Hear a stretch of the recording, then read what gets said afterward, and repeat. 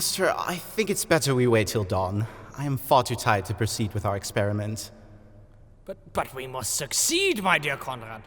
Imagine the things we can do when finished. I am sorry, Master, but I think it is not wise to continue. We are much better off with a clear, rested mind and daylight. If it goes wrong now, the consequences could be disastrous. Oh, but Konrad, we are so close. So close to making gold from base metals and the secret elixir of life. We have a bright future ahead of us. Think, Konrad, think. The Philosopher's Stone in the palm of our hands. However true that may be, I don't think one night of rest will be harmful to our future. Very well then. Have it your way. Go to sleep. Gute Nacht, Master.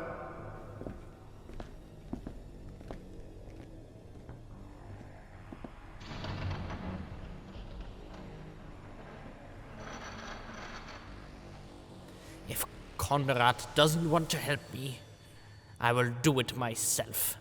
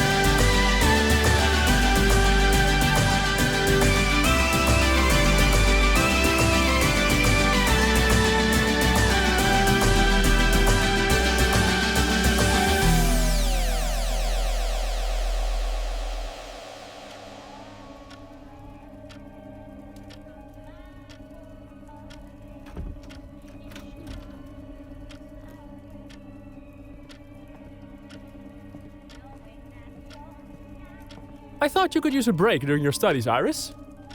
Sorry, what? Oh, yeah, that's a good idea. And I did not come empty-handed. I brought some tea and sandwiches.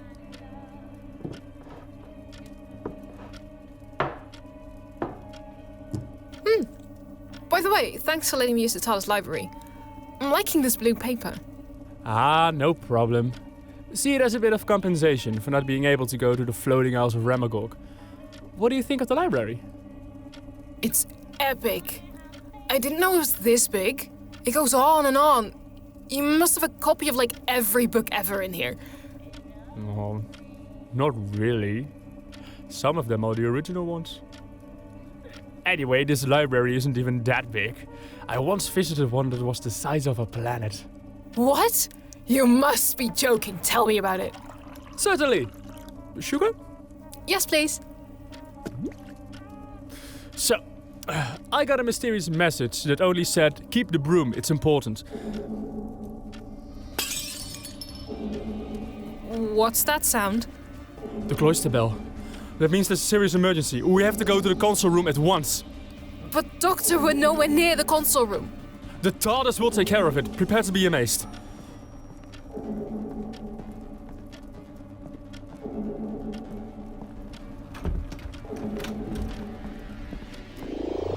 How is this possible? Now, old girl, what seems to be the problem? Doctor? No, that cannot be.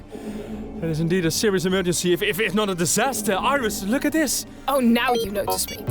Well, what am I supposed to see? Look at the monitor. There was a huge explosion somewhere around 1703, near Darmstadt to be precise. Okay, but how is that an emergency? It looks quite normal to me, probably a war of some kind. There were plenty of wars during that time. No, this is not a war. This explosive has made a rip in time and changed the Earth's history. That's why the cloister bell was ringing. But that's impossible. You said it yourself. History cannot be rewritten. Well, yes and no. Time is like a river. Over time it wears out the land and changes its course. In this case, this explosion changed history in such a drastic way that we cannot travel forward in time beyond this point any longer. Oh, so like Marty McFly in Back to the Future 2? Yes, but a bit more complicated than that. According to these details, an explosion of this magnitude shouldn't have been able to exist yet. Weapons that are capable of this kind of destruction mustn't have been invented until roughly 150 years from now. Oh, that's bad, isn't it? It is a disaster. The development of weapons will take such a flight that future wars are being fought with weapons that shouldn't have been invented yet. A weapons revolution, if you will. Okay, and what can we do about this? We need to prevent whatever caused this. I will enter the details into the TARDIS.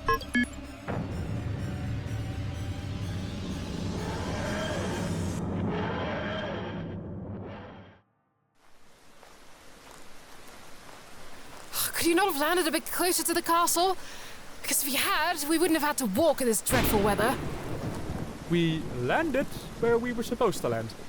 Unfortunately, the details did not mention a castle. It was nice enough that man back there pointed us in the right direction. Now that you mention him, I found his reaction very strange. It was as if he was warning us about that place. Ah, just local tales. Hey, at least we now know that castle belongs to Fritz from Wer. And that's good enough for me.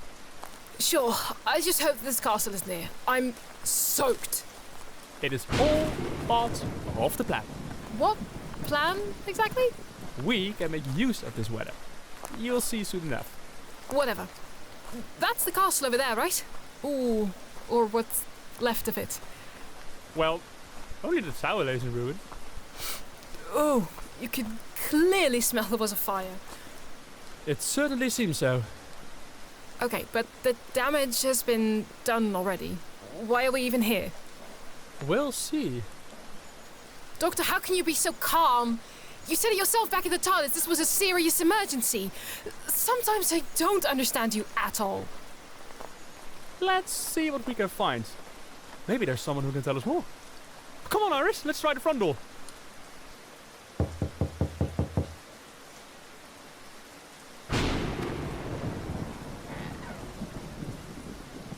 Good afternoon.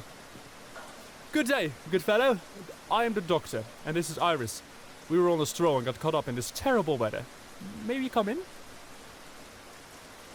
Of course. You can dry yourselves off and put your clothing by the fireplace in the library. Let me show you. Oh, I love a good library.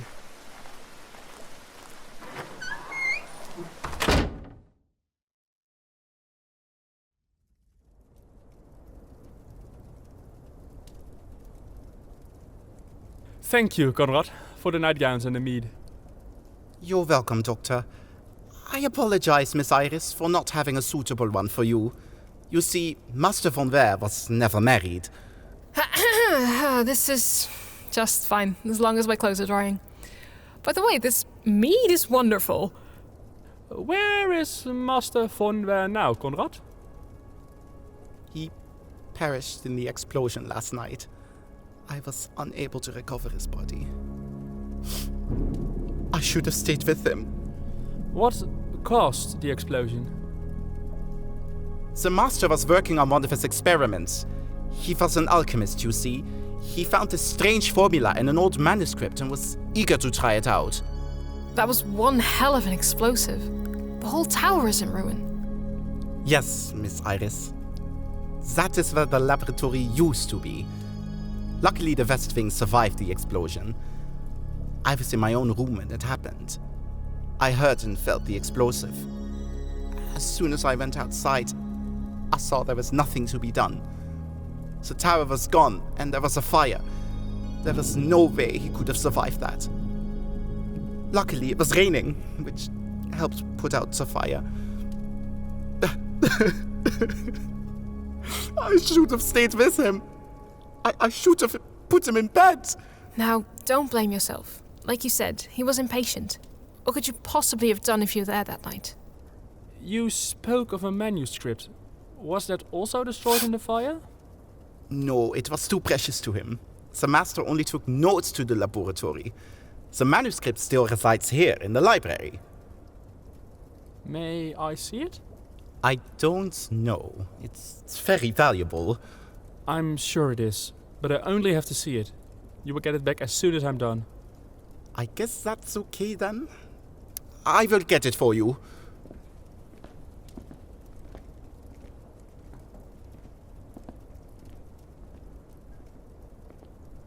Konrad said that this Fritz von Wer guy was an alchemist. What do you think he was planning to do with his manuscripts? Many alchemists around this era were obsessed with finding the secrets to creating the Philosopher's Stone, so my best bet is on that. You see, it could turn any basic metal into gold and produce the elixir of life. Ooh, that all sounds very dark and mystic. Oh, well, that wasn't the case. Alchemy is the beginning of modern science. Do you reckon it's real? Science is real, isn't it?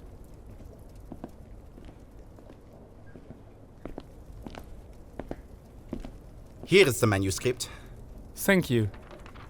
The mystical secrets of the Greek scientist Aristarchus. This seems like a very old manuscript. Where did he get it? He found it on one of his travels in a monastery in the north of Italy. Thank you, Konrad. I know all that I need.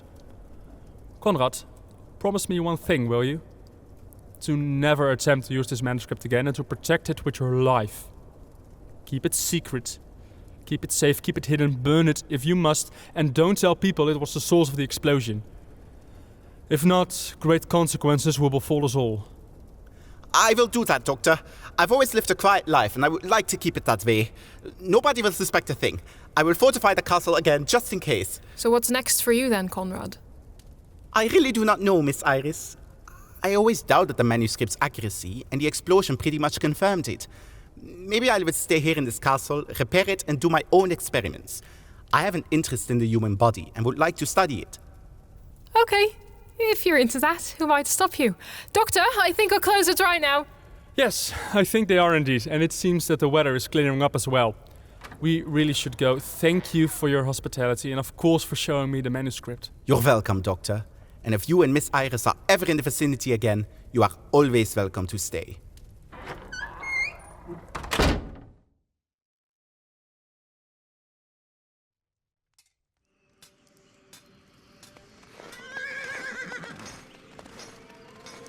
I'm so glad that we landed in the stables of this monastery. I still have muscle strain from our last walk. Yes. Well, this time we have more information. With the information from the manuscript and the use of the origin tracer, the TARDIS could determine when and where it was made. Besides, we already knew it would reside in a monastery in northern Italy. I only had to trace it to the correct time in the late Middle Ages. Piece of cake, really. Okay, that's great, no, but why do we have to wear these robes? Simple, so we can blend in. You are my novice, and your name is William. Luckily, I had some in the TARDIS wardrobe. Come to think of it, I've used them before. Some other time in the Middle Ages. Where to start? This place is vast. Let me think. We are looking for a place where manuscripts are made. The scriptorium! That can be found in the library! You don't say! You're a clever one, aren't you? I don't have time for your sarcasm, Iris. Now, where is this library? Over there, in that large tower. While you were thinking, I saw a monk coming out with some books. Yes, Iris! Very perceptive. All right, let's go. Andiamo.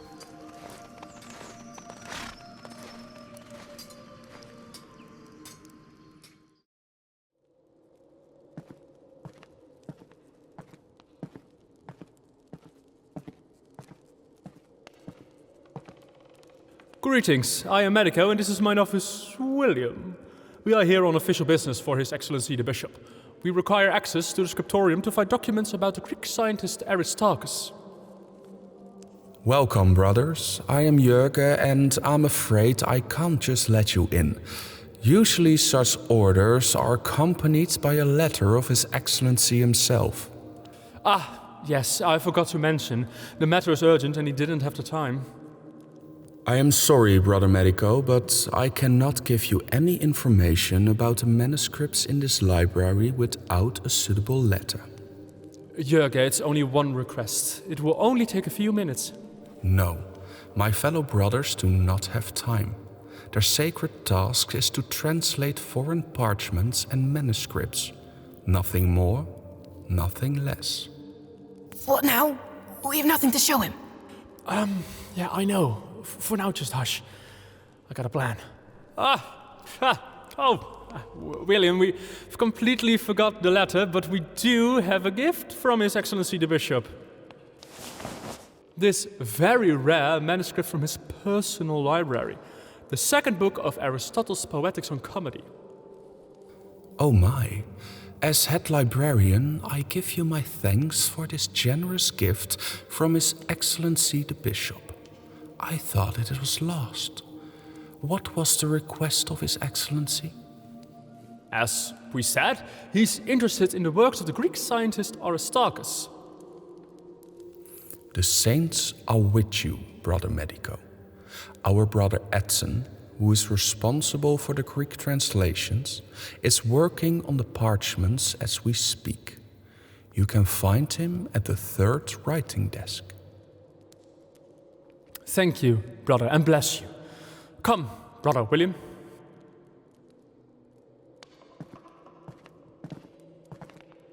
What was that all about? That, Iris, was a good example of buttering someone up. Follow-up question. Where on earth did you get that book from? From the TARDIS library, of course. Now you're missing a book from your collection. No, Iris, that book will become part of my collection again one day. And how's that possible? You see, that is the benefit of having a time machine. One day, probably in my personal future or past, I will reclaim that book. Good day, Brother Adson. I am Brother Medico. Good day, Brother Medico. What can I do for you? Well, Brother Jorge told us that you are working on the translation of the works of a Greek scientist.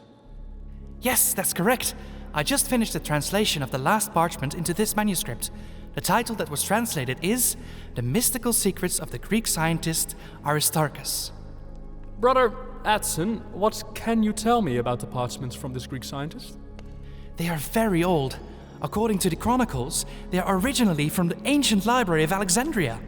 How interesting, Brother Adson. Sorry, my novice needs me. We're too late. Again. The manuscript exists. What can we do? I need a distraction. Can you go to the other side of the working table and ask him something? Sure, no problem. Thank you for your time, Brother Adson. Brother Adson, I found Brother Jorge to be a very grumpy man with all his talk about sacred work. I can imagine that it must be difficult for you sometimes.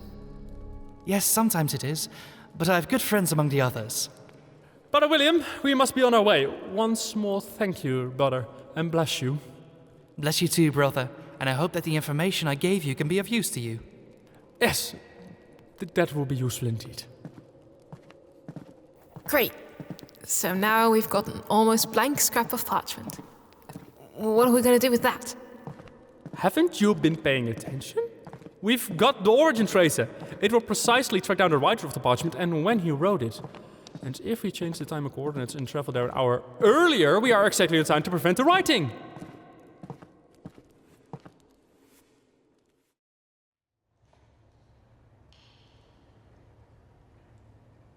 All right. We should have everything right this time. We landed an hour before the text was written. According to the TARDIS, the Greek scientist must be in the vicinity. All we have to do is find him. Am I glad the origin tracer showed us what he looks like? Imagine having to look for someone in a crowd like this. We don't even know how large this library is. Oh, this library is enormous. It consists of several buildings. What's his name again? His name is Aristarchus. Such a mouthful, don't you think? Let's call him Archie. Hold up, isn't that him over there? Indeed it is.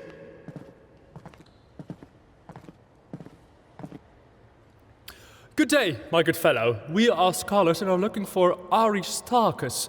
Is that you by any chance? Well, then you are in luck. That is indeed me. Bless Tyche. What luck indeed. We are very interested in your work, especially in the mystical secrets. Mystical secrets? I don't know what you're talking about. I'm just a scholar who can translate some languages. I'm especially adept in the Celtic tongue. I just began with the translation of these Celtic scrolls. I've always had a soft spot for Celtic literature. May I see them? I've never met a fellow Celtic scholar. Here you are. By all means read these and maybe we can discuss them.